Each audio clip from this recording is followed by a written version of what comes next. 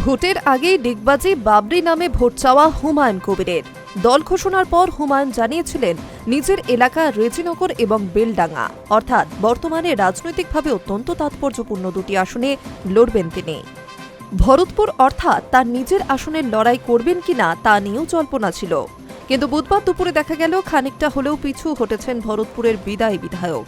রেজিনগরে লড়লেও বেলডাঙ্গা থেকে প্রার্থী হচ্ছেন না তিনি, পরিবর্তে নওতা আসনে লড়বেন তিনি। বিধানসভা ভোটের আগে শাসক দল থেকে বহিষ্কৃত হয়ে নিজের আলাদা রাজনৈতিক দল খুলেছেন বহিষ্কৃত তৃণমূল বিধায়ক হুমায়ুন কবির।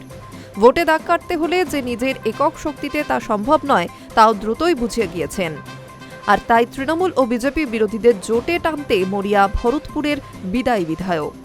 নিজেদের দল আম জনতা উন্নয়ন পার্টির তরফে 2 দফায় প্রার্থী ঘোষণার পরও হুমায়ুন কবির সিপিএম আইএসএফ এর মতামতের জন্য আরও খানিকটা সময় নিচ্ছিলেন।